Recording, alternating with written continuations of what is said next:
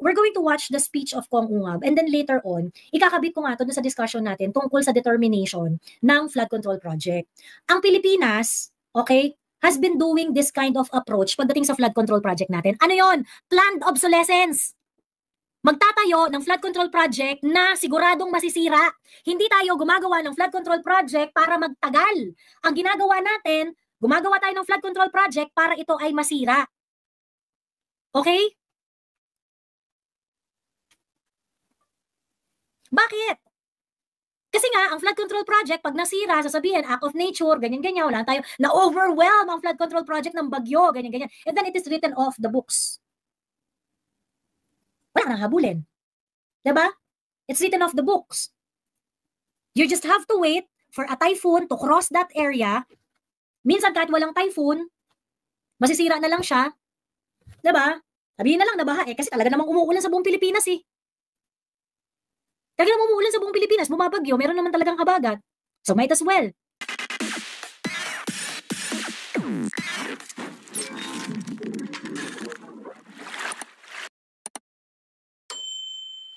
So they are not building a flood control project that is reliable because what they want to do is to fund the same project again and again every year. Ayan. Ganyan ang ginagawa nila. Okay? Ganyan ang ginagawa nila. So, ngayon, okay, you will be shocked sa mga revelations ni Kong Ungab. And I would like to show this to everyone kasi this is something that we should talk about. This is something that we should explain to everyone, sa mga kamag-anak ninyo, sa mga kaibigan ninyo, okay? Ilang beses nang nagtatangka na magkaroon ng flood control master plan. Okay? Duly studied, duly studied and duly funded na flood control projects that is supposed to be dependable. And these are supposed to be foreign assisted.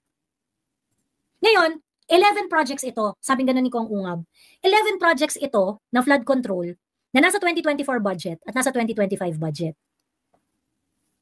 Take note, lahat ng mga ito, pinag-aralan, meron ng loan agreement, may signed loan agreement na, may mga ano na. If you're going to take a look at these 11 projects na dumaan sa mga meticulosong procedures, dahil long-term tong mga to eh. And because this is foreign assisted, foreign funded, comprehensive feasibility studies nito. May mga impact study to, kompleto to. And this is supposed to be this is supposed to meet international standards because it is foreign assisted. Yung mga magfa-fund nito, of course, ayaw rin nila mapahiya. 'Di ba? Kung i-fund natin ang flood control program ng Pilipinas, of course, it has to be something that is truly dependable. 'Di ba?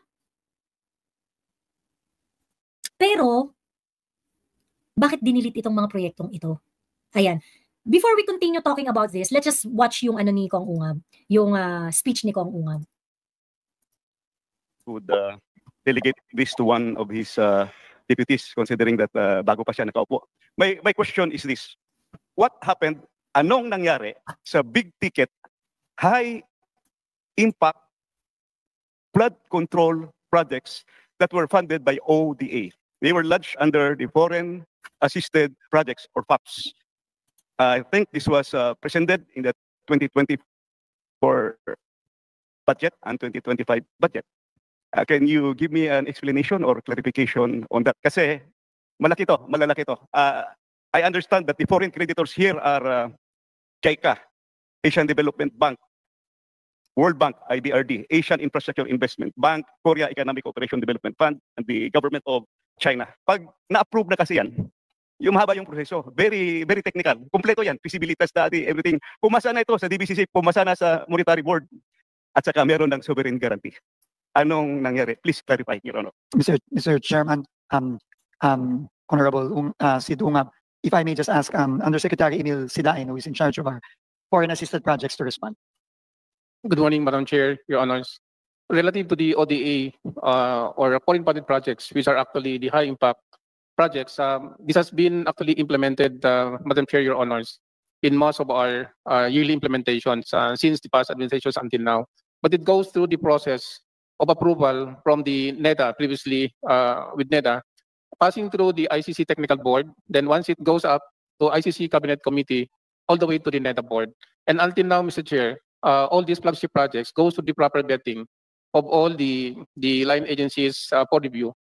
With regards po to flood control, most of these... Teka, naririnig nyo? Hindi ba nyo naririnig? Lag ba yung audio? Clear sa akin yung audio eh.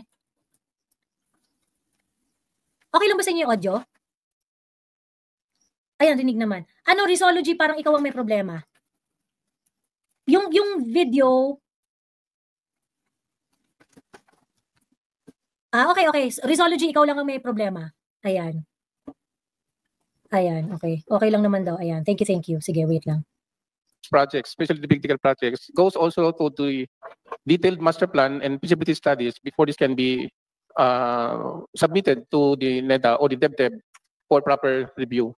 And with this, Mr. Chair, once it goes through the approval, the lending institution, if this is actually with JICA, World Bank, ADB, or Korean Exim Bank, the appraisal mission has to come to the Philippines for a more rigid evaluations of the same.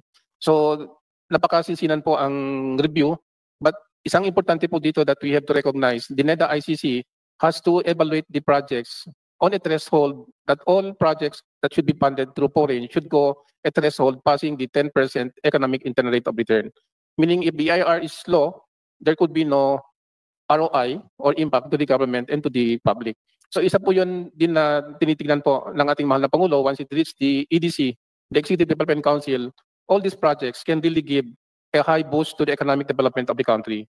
Now, Mr. Chair, with regards to the funding, we got actually funds as early as 2022, 23, a very minimal budget compared to the NEP that was actually foreseen for release. Mababa po siya doon sa expected. And what is more worse, last year, 2024, we received a zero budget from the GAA. May dumating naman po ito, pero these are actually more on the unprogrammed budget. So meaning, wala po siya sa priority as to budgeting, and the unprogrammed normally comes out on the third and fourth quarter. So the effect for the insufficiency of funds or the lack of funds from the program line items of these flagship projects can eventually result into a slowdown of implementation, the suspension or delay also on the procurement kasi wala po katayong CAF or the certificate of ability of funds, so you cannot proceed with the bidding. And more worse, it can also generate a commitment fee because all loans are given a prescribed timeline, and this timeline, inclusive of the funding and as well as the component by project implementation, should be properly approved and implemented by the line agency, which is DPWS. So kung bitin po yung pondo, we always drag it to a more delay, more timelines that are necessary to complete the whole projects. So yun po ang problema namin. That's why in the next year budget, we would like to get the most exact NEP as actually been proposed in the DPWH for 2026 po. Thank you po. Hindi ko siya maintindihan. Hindi ko siya maintindihan. Di ba sila naman nagre-request? Ano mo? Mamilay, katulungan mo nga ako dito. Ano ba sinasabi niya? Total, ikaw ang magaling sa mga project management kineme. Teka. Hindi ko siya mag-gets. Teka lang, sendan ko si Mamilay ka ng link. Mamilay ka, nagsend ako ng link.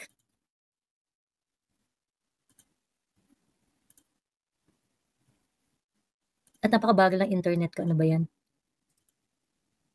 Walang napaliwanag na point. Akala ko loading ako. Ang complicated na explanation. Parang Ate Che, ang ginagawa niyang complicated. Kasi ang tanong lang naman ni Kong Ungab, anong nangyari doon sa mga ODA? Kasi di ba ang mga foreign assisted projects, ODA is Office of Development Assistance, if I am not mistaken. ODA, ano bang ibig sabihin ng ODA? ODA funded, okay. ODA stands for Official Development Assistance. So, most of the time, foreign funded projects yan, yung ODA. So, ngayon, ang tawag dito, nakakaloka to si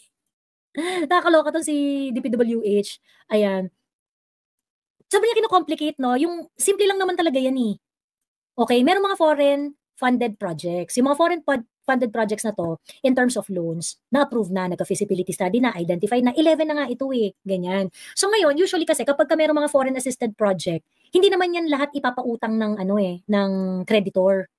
Baka ayaw talaga ipaintindi sa tao ang proseso. Yeah, meron talagang may intention talaga to confuse people. So ngayon, ang mangyayari, okay, meron kang ODA. So ngayon, yung ODA mo na yan, of course, part niyan, yun nga, yung foreign, yung loan, and it's not usually naman the entire project So, usually may share yung government dyan, pagkatapos, yung loan. Ganon. So, para hindi mo i-carry lahat yung burden, hindi ka i-carry lahat ng burden ng gobyerno, yung pagpagawa dyan sa dam or whatever. Wala si Project A, kailangan niya ng 1 billion. 1 billion pesos. Yung 1 billion pesos na yon, yung 1 billion pesos na yon, kailangan yon na, ang tawag dito? Yung 1 billion pesos na yon, sabihin na natin na 50% nun through credit, pagkatapos yung the rest ng amount nun is going to be funded by the Philippine counterpart. Ganon. So hindi siya absolutely na makukuha lang sa what do you call this? Hindi siya absolutely na makukuha lang dun sa loan mismo. Ngayon, of course, syempre, yung part ng sa gobyerno, yun yung hihingin mo na budget kapag ka budget season. So yun yung isasama mo sa NEP. So ang tanong ni Kong Ungab, bakit yung 11 na foreign assisted project nawala? Ba't hindi siya naging part ng part siya ng NEP, bakit siya nabura nung naging GAA na? Yun yung tanong ni Kong Ungab. Ayan, okay. Teka, tapusin natin ha. Ayan, hi Mami Laika.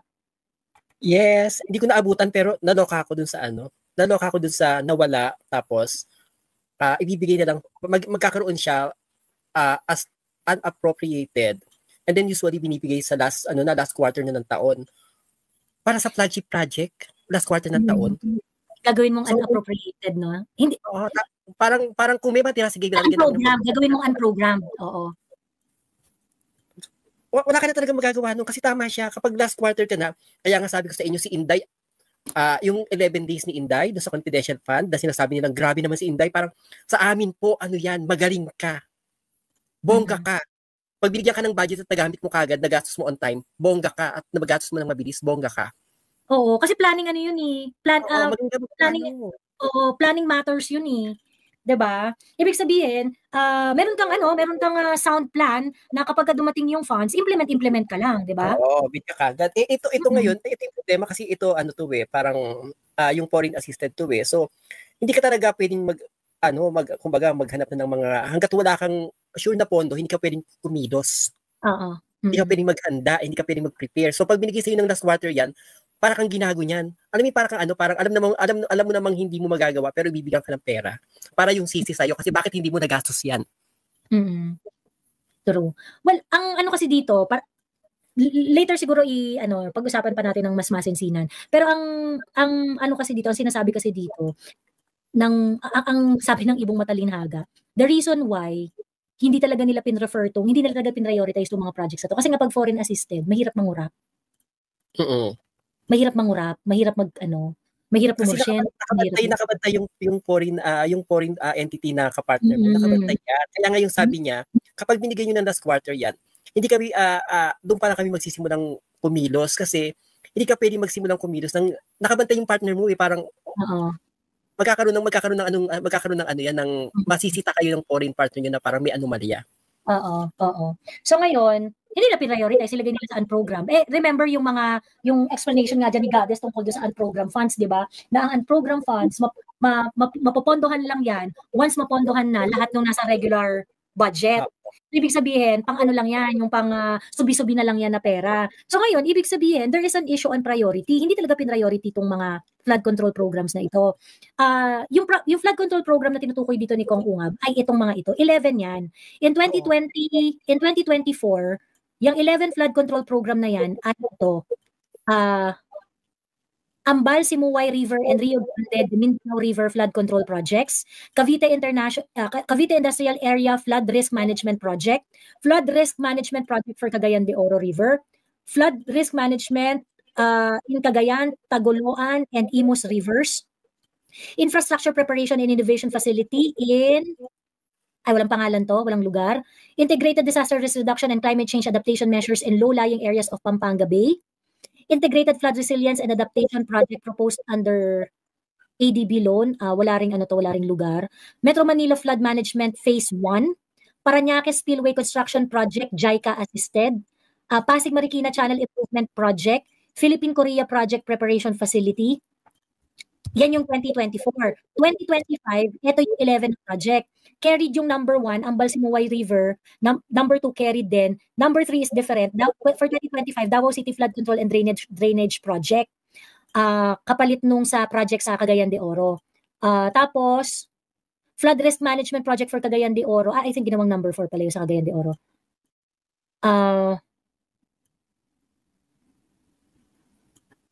Hindi ko magets mga flagship yung mga yan. Bakit nilagay sa unprogram? Tapos parang may ka-partner ka ni. Itataya mo na rin yung party mo. Bakit hindi pa tinuloy? Hindi pinrioritize. Basically, question of priority. Hindi siya pinrioritize. Oo, kasi nga pag priority mo yan, yung perang yung katapat na pera ilalagay mo diyan. Bantay sarado yun ng foreign entity na ka-partner mo. Mm-hmm. So hindi mo pwedeng galawin. Wala kang kita. Tsaka syempre, part ng loan terms yun. So, ibig sabihin, kung ano yung part mo, kailangan i-comply mo or otherwise, mag-violate ka doon sa loan terms, di ba? Ngayon, pag nag-violate ka doon sa loan terms, kasi pag pag halimbawa, sinabi mo, yung party naman ng foreign na na niloan ko naman, pwedeng gamitin. Hindi papahayag yung foreign entity. Ang gusto niya, ito yung niloloan mo, asan yung party mo, yung kapital mo. Hindi pwedeng magsimula yung project kasi paano kung hindi mo maibigay yung share mo. So, paano naman ako, yung inutang mo sa akin, matitenga. Kaya bantay sarado pag foreign assisted yung project. Wala silang kita, kaya hindi na nilagyan. So, ang ending, walang nangyari. Oo. And it gets interesting, no, Mami Laika. Tapusin lang natin itong ito pala yung budget hearing ng DPWH sa Committee on Appropriations. Ayan. Thank you, Madam Chair. Madam Chair, I would like to simplify what really happened. The transformation of those ODA-funded projects in 2024 and 2025. I have here the 4 books of the budget books. Ang tawag ko nito noong araw, ang 4 na libro ng APRO. Sa 2024 National Expenditure Program, pumasok yung ODA, 21.6 billion. Nandito. Hindi pinansin ni, hindi na rin bin-acknowledge ni Kong Ungab yung explanation ng taga-DPWH. Walang sense yung explanation sa DPWH. Hindi ko maintindihan. Yung pinagsasabi niya, Diyos ko, sobrang hindi klaro. Ginagyan ko bakit hindi nagsinagot ng taga-diretso, no? Oo, nalito lang siya. Parang sinasabi niya, kasi itong mga project na to kailangan may feasibility study, kineme. Mahirap kasi ito dahil kailangan ibangga ang kineme. Nagsasabi nito. Actually, may tama naman yung explanation niya. Kaya lang, hindi naman yun yung tanong. Ba't kailangan mo ikwento yung process? Correct. And saka, Mami Laika, yung issue on the feasibility study, yung mga ganyan-ganyan, bago nagkaroon kasi may loan agreement na to eh. Hindi mo ipapasok yan sa NEP kung wala pa yung loan agreement. So, ibig sabihin, yung mga bagay na yan, settled na yan. Bago niya pinresent. May tama ka. Lahat ng hihingan mo ng budget dapat may feasibility study. I don't know sa corporate ganyan. Pag hihingi ako ng budget, bakit ito yung project ko? Ano yung feasibility study niyan? Kikita ba tayo diyan? Ano yung impact niyan? Ano ba yung objective ng anong yan? Kailangan ng kumpanya yan. At kikita tayo, sige, ituloy mo yan, babudgetan namin yan. Hindi pwedeng hihingi ka na ng budget tapos wala ka pang study. Ano yun? Parang kung hingin sila na pengin pera. Ganun lang. And take note, Mami Laika, itong 11 na pinag-uusapan natin dito, nasa NEP to. Pinasok to sa NEP. Nasa NEP na. Nasa NEP na. So, kumbaga parang, ano sinasabi mo na kailangan pa ng feasibility study, kailangan pang i-review, kineme, ganyan. Bakit mo pinasok sa NEP, putang ina mo? Diba? Pagkatapos sasabihin mo na, hindi kasi kailangan na ganito, tapos yung budget, ganyan, ineme, ganun. 2 years mo ng fiscal year na pinapasok sa NEP yan. Pagkatapos sinasabi mo, kulang-kulang. Anong kaputahan yan? Diba? Anong kaputahan yan? So anyway, and ituloy lang natin tong explanation ni Kong Ungab. Pagdating sa GAB 1, General Appropriation Bill, white book with red letterings, pumasok din, faithful copy, 11 projects, 21.6 billion. Pagdating sa GAB 3, third reading dito sa House of Representatives, pinawasan ng 5.4 billion ang naiwan, 16.1 billion. So sa House of Representatives pa lang, binawasan na yung ODA. And you know what happened pagdating sa GAA? Pagdating sa GAA, this is now the product of both the Senate, the House of Representatives, at saka sa BICAM. 0 kinatay yung buong ODA. Nakakahiya sa ating mga foreign creditors. Punta naman tayo sa 2025. Ito yung ginawa. As is, yung proposal, National Expenditure Program, Stop tayo. 11 projects, Stop foreign tayo. funded. So, Yes, me. sa GAA 3, yun yung sa Congress nabawasan. Pagdating sa GAA, yung BICAM na Congress and Senate, nawala. And then, naipasa yung budget, pinirmahan ni BBM. Hindi niya chinek, putang ina flagship project, nawala. Putang ina, ano yan? Ang bobo. Pinirmahan niya yan, ha? Dumaan sa kanya. Hinayaan niya. Bali, well, si Kong Ungab kasi medyo mahaba yung explanation niya. But if you're going to summarize it, 2024, yung 11 ODA funded project, 21.6 billion, 2024, deleted entirely. 2025, yung ODA project is 27.5 billion pesos. Ang tinira na lang sa GAA is 9.2 billion pesos. Kaya nga dito, hindi ka makapaniwala dito na putang ina. Talaga, BBM, wala kang alam. Yung mga supposedly flagship projects mo, hinayaan mo lang nakatay-katayin ng ganyan katindi. Proposal mo 21 billion, pagkatapos entirely deleted, pumayag ka. Sa 2025, 27 billion, 9 million lang yung natira, pumayag ka. Diba? Tapos flagship project yan, ha? Na merong foreign loan. Nakakahiya sa kausap sa ano. And these are supposed to be the flagship flood control projects. Supposedly, ito yung mga flood control projects na dependable at tumatagal. Correct. Ayan. Kasi hindi makikipag-partner yung foreign entity kung yung feasibility study niyan is hindi maayos. Hindi ka papautangin hindi magpapautang yung foreign counterpart natin kung hindi maayos, kung sa tingin nila hindi maayos yung mga project na yan. Tataya sila ng pere. Tataya sila ng pera, tataya sila ng kredibilidad. Diba? Oo. So, ibig sabihin yung mga project na yan talaga yung mga project na kailangan pero nawala. Totoo. Ayan. I-play ko lang, Mami Laika, i-continue ko lang. 11 total of 27.5 billion nandito. Nilagyan ko ng marker. CAB 1, first reading, faithful copy. Nandito yung 11 projects. Total of 27.5 billion. Third reading, House of Representatives. Binawasan ng 18.6 billion, ang naiwan 8.9 billion na lang. ODA funded ito. May approved loan na sa mga foreign creditors. GAA 2025. In fairness to the other house, to the Senate, binalik nila yung 300 million. So yung 8.9 na naiwan dito sa House, naging 9.2 billion. Walang binawas pagdating sa Senado, pero ang overall total, ang nabawas is 67% of the flood control budget, which are big ticket. Pag sinabing big ticket, malalaki ito. These are the, kung baka super highway, dito dadalo yung maliliit. So what happened to the ODA projects? It's very simple. Tingnan nyo lang.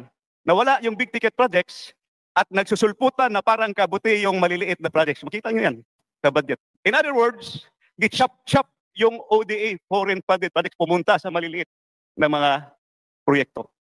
So, sino ang members ng chop-chop gang dito? So, I have 3 questions for DPWH.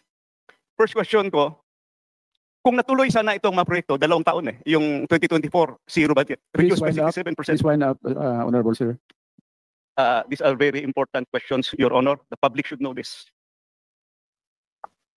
First question ko, kung natuloy sana itong mga proyekto na ito, could have this help solve the problems in Metro Manila? Kasi nandito yung Metro Manila Flood Control Project at saka yung Pasig Marikina Channel Improvement. Second, sayang wala si Secretary Bunuan. I'm going to ask him sana dito. Did Secretary Bunuan reported this to the President? Kasi kung 2024 pa lang, na zero na yung ODA, sana hindi na mangyari yung 2025. Di ba? Last question para sa DPWH. Can we still avail of those loans? Kasi nabayad na tayo ng commitment fee. So, Secretary Vincison, I know you are a finance guy also. Sayang yung long-term, kaya nga malalaki yun, big ticket, long-term project. Saka ito, may study talaga, kompleto. Pwede ba natin i-re-avail yun? At saka yung maliliit na project, yun na lang gawin nating Government of the Philippines counterpart. I hope we can do that. So, yun lang po ang matanong ko. Sana meron pa akong isang question, hindi ko na lang idagdag. Let's hear from DPWH, Madam Chair. Thank you very much, Honorable Sidungab. Sir, tama po kayo, no? Napaka-importante po ng ating mga flagship projects, no? Lalo na po yung mga foreign funded projects, no? Dahil po hindi po pwedeng madigay ito. Dahil ang mga digay may kaakibat na dagdag na babayarin at meron din kaakibat na dagdag na utang. Kaya po talagang priority po yan at pipilitin po namin no, na siguraduhin na makahabol tayo ngayong 2026 dito po sa ating mga foreign assisted projects. Kamukha po ng Davao Samal Bridge, halimbawa. No, kamukha po ng mga bridges natin dito sa Metro Manila. Meron din pong flood control na foreign assisted project dito sa Metro Manila at sa ibang mga lugar. So, makakaasa po kayo na pipilit po namin i-preserve at kung kaya po talaga pong pataasin pa ang appropriation natin para sa mga foreign assisted projects natin for 2026. Thank you. Yung dalawang question, kahit later nyo na lang sagutin. Thank you. The next interpellator from the majority, Honorable Adrian Amatong. Thank you very much, Mr. Chair. To Secretary Vince Dizon and to the entire DPWH organization, good morning.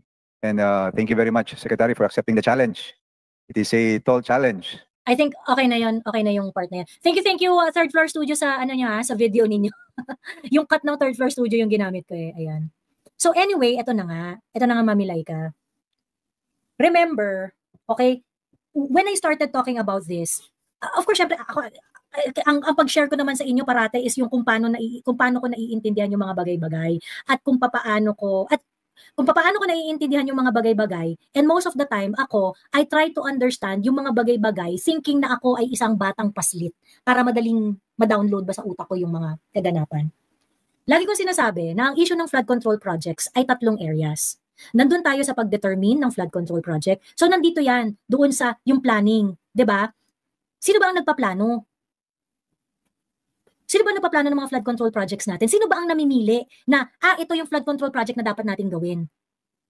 'Di ba? Kasi kailangan nating i-sort out 'to Kasi ano ba participation ng mga kongresista dito? Bakit sila naglalabi ng funding para sa mga flood control projects? Sino ba dapat ang nag-iisa-isa at sino ba dapat ang merong overview sa kung ano ang flood control project na dapat nating unahin? So apparently, and I think ang proper way talaga dyan is to conduct a study doon sa flood situation ng buong Pilipinas. Mag-conduct ka ng study, pagkatapos identify the flood-prone areas all over the Philippines and you create a master plan for the flood control doon sa mga areas na yon. Okay? I am under the impression that because foreign loans are already contracted for this flood control project, meaning there is certain level of visibility that yes, these flood control projects must be done because it's definitely going to have some economic impact, it's going to protect more people, 'di ba? It's going to serve general welfare. Itong 11 identified na mga flood control projects na ito. Kasi kapag ikaw ay nag-contract ng isang loan agreement, maraming requisitos to, maraming requirements to, maraming pag-aaral yung kailangan gawin dito. So, I am giving credit doon sa mga loan agreement na na-forge na ng gobyerno para gumawa ng flood control projects dito sa 11 projects na ito scattered all over the Philippines. Okay? Now, I am not saying na ito na lang yung gawin mong flood control project at huwag ka nang gumawa ng mga maliliit na flood control project. It depends on how you're going to justify it. But in determining what flood control project you should do, ang mga kailangan mo dyan ay feasibility study, mga kung ano-anong study, funding, paano ba magagawa yan, 'di ba? So, pagdating dito sa 11 projects na ito, na meron ng mga loan agreements, what does that tell us? Ibig sabihin na pag-aralan na yung mga proyektong yun, na yun ang dapat gawin, na yun yung mga hazard area, at yun yung mga kailangang tugunan ng mga infrastruktura when it comes to flood. So ngayon, na-identify na yung 11 na yan, bakit hindi pinondohan? Yun ang tanong ngayon ni Kong Ungab at yun ang tanong ng sambayan ng Pilipino. Bakit natin pinabayaan to? Bakit natin binura? Yung noong 2024, binura natin lahat ng foreign assisted na flood control project. Which is supposed to be a massive project to address flooding. At ano ang ginawa? Okay? Sa pag-aaral ni Kong Ungab, ang lumalabas na merong mga allocation na inilagay sa mga flood mitigation structures at saka drainage system noong 2024, 37.4 billion. Pagkatapos noong 2025, 15.3 billion. At ito ay allocated to political districts, to legislative district all over the Philippines. Walang plano. Hinati-hati ito. So insertions. Tinanggal nila doon sa yung pera na dapat, counterpart na money para doon sa mga ODA, kinuha yun doon, inilagay sa mga flood mitigation structure, drainage, kinembustar, ganyan. At the way it was distributed, it is not following a program. It is not following a program. So anong ibig sabihin nito? Ibig sabihin, kanya-kanyang labi sila. Meron kaming flood control dito, kailangan namin dito, ay dito, may kailangan namin dito. Kanya-kanya silang justification. Kailangan namin dito sa Bulacan. Kailangan namin dito sa flood control project. Kaya nga, sabi ko, itong flood control problem na ito, we have to start with the identification. Sinong nag-identify niyan? Supposedly, yung 11, identified na yun eh. So ang ending niyan, projects, identified na yun. Ngayon, bakit nyo ginawa tipak-tipak, maliliit na project, na flood control project, at nagkalat all over the Philippines according to your political districts? so ang meaning niyan ni yung maliliit na projects na yan, malamang walang epekto or hindi aligned, kanya-kanya. Pangalawa, pag ganun, yung mga projects mong hindi aligned, alam mo yung parang gumawa ng bahay, iba yung itsura ng CR, hindi align sa itsura ng sala, pag binuumi mo sa Pilipinas. So, hindi align yan, malamang sa malamang, hindi yan effective. Kaya tayo may naputang ina. Dahil yung pera na dapat ibibigay doon sa foreign assisted projects na merong 11 identified massive flood control projects all over the Philippines, planned, studied, and all that jazz, yung pera inilagay sa central office ng DPWH that manage flooding, and it is converted into flood control project that is distributed to legislative districts. Tapos pangalawa, pag ginawa yan, hindi naman mababantayan. Tapos manage na ng mga natin, ng mga naglabi. At dahil manage ng mga naglabi, diyan dumating yung mga contractors na corrupt. Correct. Kasi papasok yung corruption. Kaya tinanggal nila yung pera dun sa 11 projects na flagship projects na yan. Ginawa nilang maliliit. Kasi pag doon, walang kita. Correct, oo. So ang nangyari, ito po ang storya ng, ang bait kasi ni Kong Ungab, hindi pa niya diniretso eh. Chinap-chap-chap-chap, yung pera na dapat ilalagay doon sa mga 11 flood control projects na yan. Okay? Studied, with feasibility study, with planning and everything, yung pera na dapat ilalagay doon, inilagay doon sa mga chinap-chap na flood control project na kinalat sa mga legislative districts. Ito nga ang tanong ni Kong Ungab, ang bait pa niya na, itong mga bakit yung chinap-chap-chap-chap to? Itong pera na to pang flood control project, dapat ito para sa isang pinag-aralan na flood control project. Hindi to sa mga putyo-putyong chinap-chap na mga flood control project na maliliit at ikakalat nyo sa buong bansa. That, ladies and gentlemen, is the story of pork barrel ng 2024 and 2025. And your president, Bongbong Marcos, allowed it to happen. Alam mo, sa mga nagko-comment, napaka common sense. Usapang pera na, alam mo, napaka-basic na usapang pera. So, siyempre sa Congress na yan, may mga disimulado pa si Ungab, yung mga kausap niya. Pero kung normal na Pilipino ka na nag-iisip, andaling isipin, ang basic. Pag kasi foreign assisted yung project, of course, wala silang control kung sinong magiging contractor niyan. Kasi malamang bit-bit nung creditor kung sino yung contractor. Anay? Diba? Malamang may say yung counterpart natin kung sino yung contractor na gagawa, and very likely ang contractor na yan JICA selected na contractor or China selected na contractor, ganyan-ganyan. So ngayon, sabihin lang natin na usually kapag foreign assisted na project, isa sa kondisyon ng mga foreign yung mga foreign na magpapaloan, sige, paputahan kita, pero dapat yung gagawa niya, ako magsasabi kung sino. Kaya nga, di ba yung China nung nagpautang noon nung time na Duterte, maraming mga chick na nagko-construction workers sa Pilipinas. Kasi yun yung term. Yun yung term nung Kasi parang yung, sayang naman yung papautang ko, kung yung mga i-hire mong mga contractor, mga nagko-construction dyan, natutulog lang. At isa ko yung mga papadala ko dyan, talagang sigurado kung siguradong matatapos yan on time. Correct. So, nakita nyo na po ba kung gaano tayo nire-rape? Naintindihan po ba nating lahat kung gaano tayo ginagakasa dito? So, from the selection of the flood control project, kinatay-katay nila para mapunta sa mga distrito, iba't ibang distrito all over the Philippines. So, nung kinatay-katay nyo yan, yung mga maliliit na flood control project na yan, at hindi nyo sinunod, yung 11 master flood control projects. Sino ang nag-decide? Paano to hinati? Paano to napunta sa kanya dito? Diba? Talaga, bakit na-approve? Kasi, siyempre kung ikaw yung pipirma, hahanapin mo yung mga flagship project mo, bakit nawala to, lalo na foreign assisted pa to? Ayun pa nga po pala yung binanggit ni Ungab. Para ma-approve yung loan mo, normal yan pag mag-housing loan ka sa bangko, kahit saan, merong binabayad. Alam mo, utang ka na pero magbabayad ka pa para umutang. Yun nga yung commitment fee, diba? Yung commitment fee. Kung na-approve na mga approve na mga ano na to, ibig sabihin naglabas na ng pera Pilipinas. Hindi natin ginamit. So, imposibleng hindi alam ni BBM to, alam niya yan.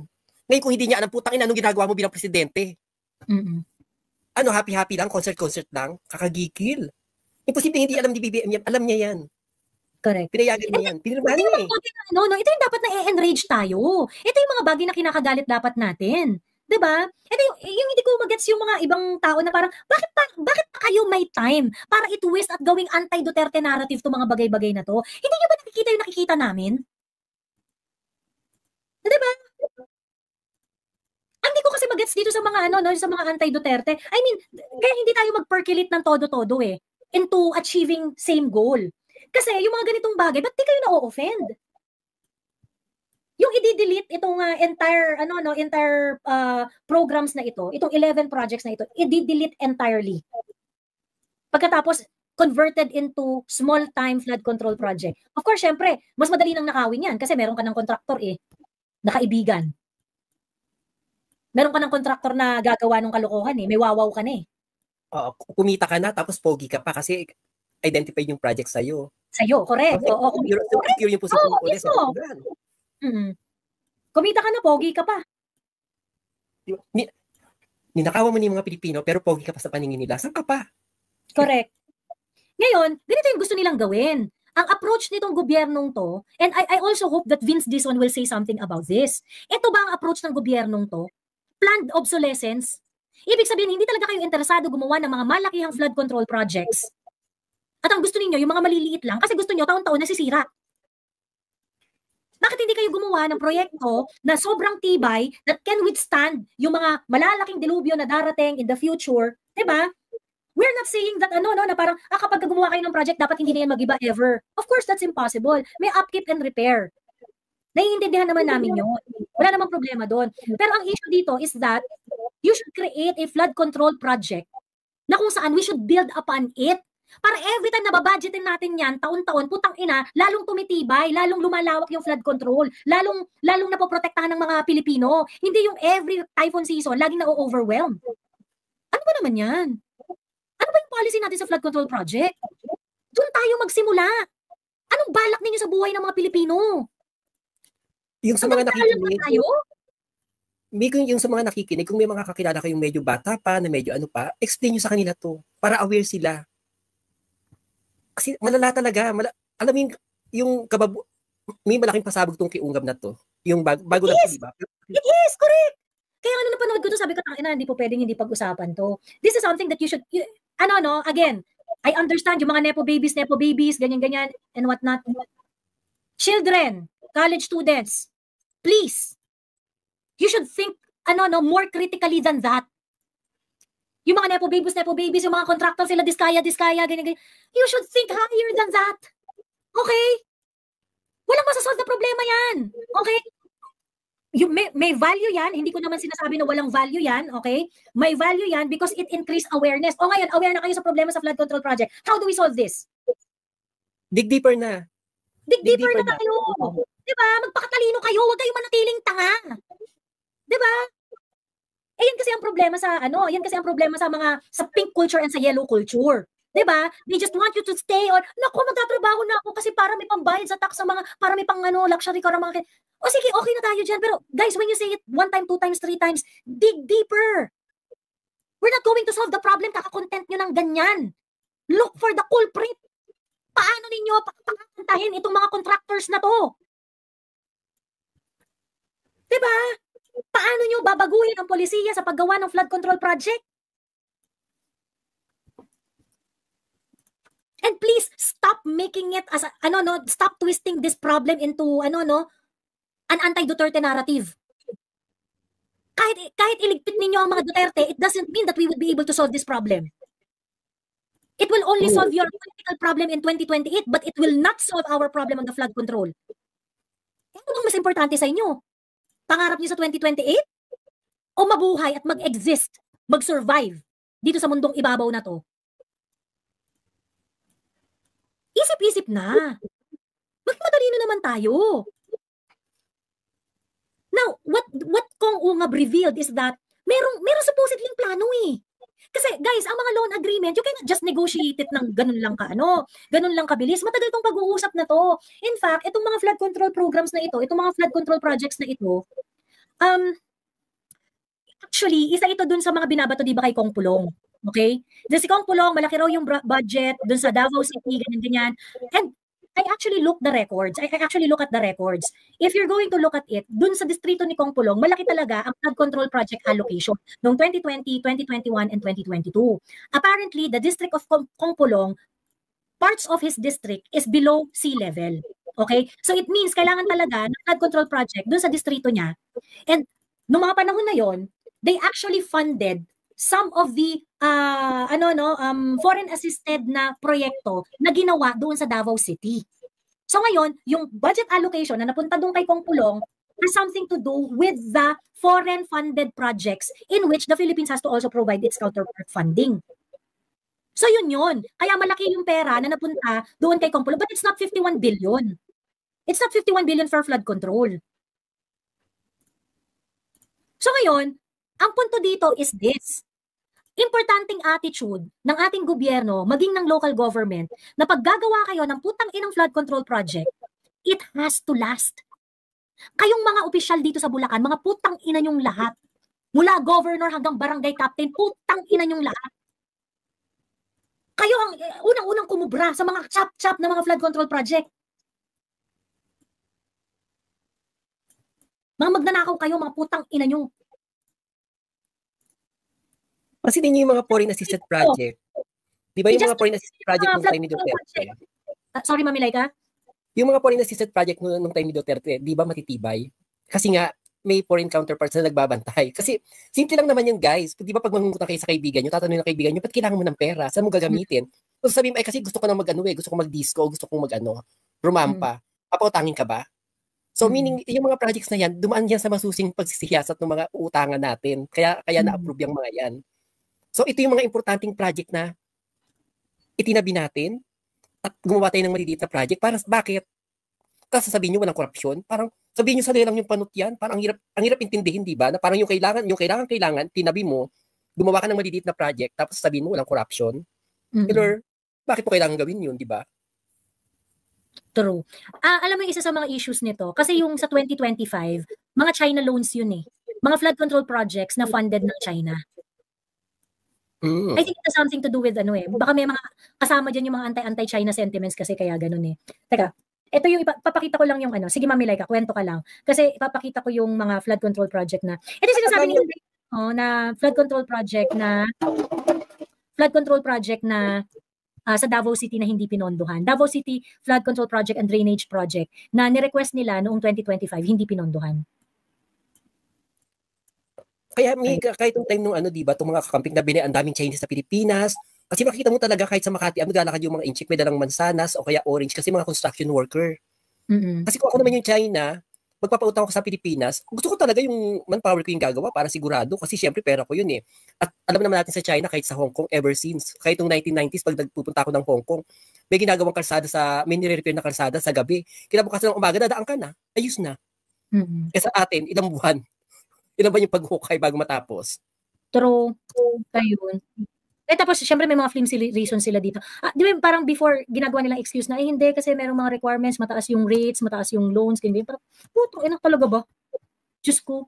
As if naman ganun kadali makahanap na magpapautang sa atin para dito sa mga ganitong projects.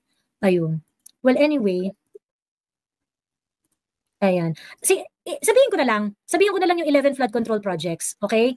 Yung 11 flood control projects for 2025 na nilagay ng na nasa NEP na tinanggal nila, 67% of it was removed. Okay? Ito yung 2025. Ambal Simuay River and Rio Grande de Mindanao River Flood Control Project. Number 2, Cavite Industrial Area Flood Risk Management Project. Number 3, Davao City Flood Control and Drainage Project. Number 4, flood risk management project for Cagayan de Oro River. Number 5, infrastructure and preparation and innovation facility. Ayan, walang nakalagay na specific na lugar. Okay? Number 6, infrastructure preparation and innovation facility, second additional financing. Okay? Wala rin nakalagay na lugar, na specific na lugar. Number 7, integrated flood resilience and adaptation 1 project. Okay? Number 8, Metro Manila Flood Management Project Phase 1. Okay? Number 9, Metro Manila Flood Management Project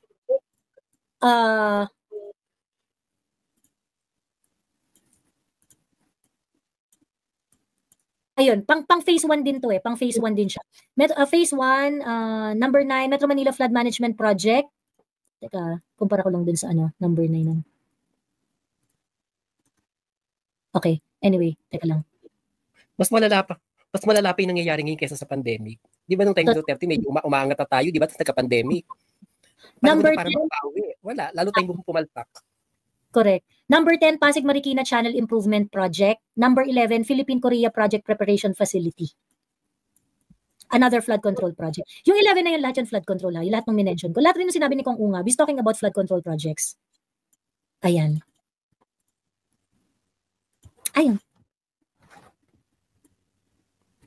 Pahirap talaga sa bayan yung mga magnanakaw. Pati yung dream ni Tatay Diggs na Mindanao Railway System, pinakailaman pa, what a shame, total crab mentality. Ang sabi nga ng Ibong Matalinhaga dyan sa akin, Joey, ang reason kaya nila kinakancel yung mga foreign assisted project is because nahihirapan sila mangurakot. Correct. Ganun Maliit lang yung nakukuha nila. Saka nakakayang mangurakot kasi may nakabantay. Malalaman ng foreign counterparts natin na puto ng to. Sa susunod hindi ka na makakautang. Totoo. Ngayon, ang ginagawa nila, hindi nila pinursu yung loan. Pero na yan, settled na yan, may loan agreement na, tapos na lahat, all the paperworks. And of course, hindi kasi nila i-release yung pera dyan, not unless, kasi isa sa mga condition yan, dapat mapondohan yung sa side natin, dapat mapondohan natin. So, kumbaga, nilista sa tubig, itong mga pinaghirapan na i-negotiate ng mga loans na ito, nilista sa tubig ng administrasyon, pinabayaan, kinonsider na hindi priority. At ang pinprioritize nila ay yung mga putyo-putyong flood control project. Pinork barrel yung flood control project natin. So, ang sakit, di ba? Parang ginago na tayo ng gobyerno natin, tinanggalan pa tayo ng maayos na, ng pag-unlad. Kasi lalo tayo napapamakit, binabaha tayo. So, ang hirap umunlad, di ba? Ang hirap pumasok, ang hirap magtrabaho. Tinanggalan tayo ng opportunity para umunlad, kinurakot na yung pera natin, yung tax natin, na pinaghirapan natin. At the same time, nilagay pa tayo sa peligro. Hindi na tayo basta tinanggalan ng oportunidad para umunlad. Nilagay pa tayo sa peligro. Lulusok ka sa batas, pagkalepto ka, di namatay ka pa. Totoo. So, malala, promise guys, malala. Kung ito hindi maayos, wala tayong patutunguhan talaga. Totoo. Sabi ni John C., Joey, may public documents ba yung ODA related to the flood control? Kasi baka may attachment ng feasibility or project plan.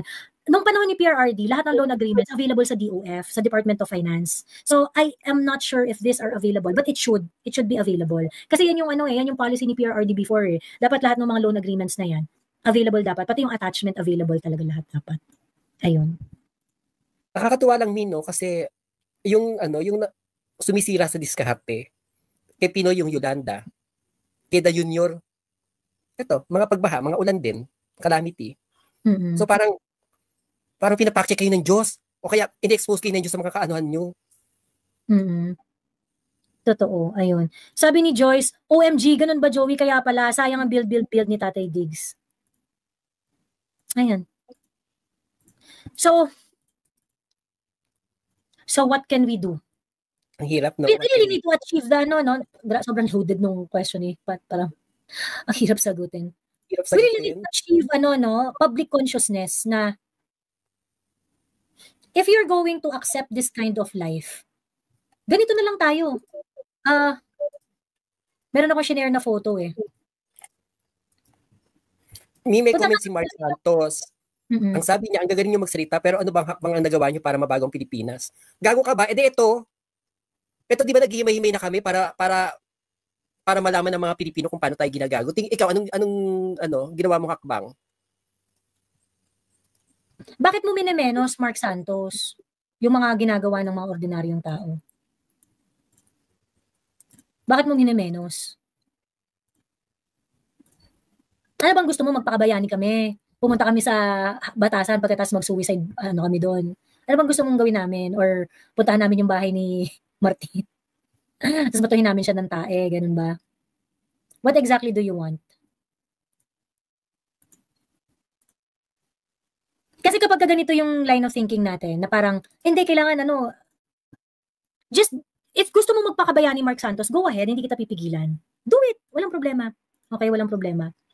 Maganda yung tanong ni Patricia sa what to do. Ang hirap sagutin, pero yung comment naman ni Mark Santos, ito yung mga comment na mga ang galing magsalita, ano bang nagawa mo sa Pilipinas? Mapanumbat yung mindset mo. Oo, yung pag ganyan yung mindset mo, wala ka na talaga parang sinabi niya wala kayong magagawa. Yun na yun, wala tayong magagawa. Defeatist. Correct. Ako I look at I look at the practical side of the situation. Gusto niyo magpakabayani? Gusto niyo gumawa ng eksena? Go ahead. Hindi ko kayo pipigilan. If gusto niyo gumawa ng eksena, gusto niyo by all means. Okay? By all means. Pero, ang sinasabi ko dito is, ano yung pwede niyong gawin? While you are sitting dyan sa mga bahay ninyo, habang nakikipag-usap kayo sa mga kaibigan ninyo, ganyan-ganyan, ano ang pwede natin gawin? Dalhin natin yung mga mahal natin sa buhay sa level ng same consciousness na meron tayo. Kapag na-achieve na natin yung public consciousness that this is not acceptable, then probably we can take an action in unison. Otherwise, ganito na lang yung buhay natin. Sa kapag madami na yung aware kung ano yung tama, yung mga nasa gobyerno matatakot or mahihiyang gumawa ng mali. Kasi alam nilang ang dami nang nakabantay at ang dami nang nakakaintindi kung paano dapat gumulong yung mga bagay-bagay. So sa tingin nyo, walang silbi itong ginagawa ni Mami Joey na nagla-live siya gabi-gabi? Hindi pa ba hindi pa ba way to ng pag-release ng consciousness para magkaroon ng pagbabagong Pilipinas? Mahirap kasing wag niyo kasing minemenos yung mga yung mga ngaw-ngaw, yung mga yaw. Kasi marami kasi nagmamaliit na parang ano ba yan, mga ginagawa yung mga ganyan bata, ingay-ingay ninyo, wala namang kayo wag yung minemenos. Bakit? Kasi dahil sa ngaw-ngaw yung mga tao nung panahon ni Pinoy sa mga kapalpakan ni Noynoy Aquino nung presidente siya. Dahil hindi natin tinanggap yung hindi natin tinanggap sa isip natin yung mga kapalpakan ni Pinoy. Dahil isinumpa natin yung kapabayaan na nangyari sa SAF 44. Dahil we abhor the incompetence that happened doon sa Quirino hostage taking. We are able to choose, we are able to achieve a consciousness na kung saan ang pinili nating presidente ay si PRRD.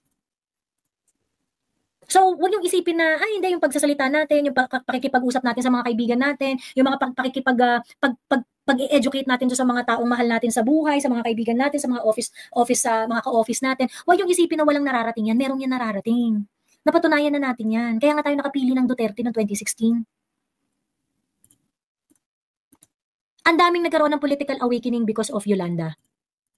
And I think itong nangyayari ngayon sa flood control project, merong mga tao na nagkakaroon ng political awakening.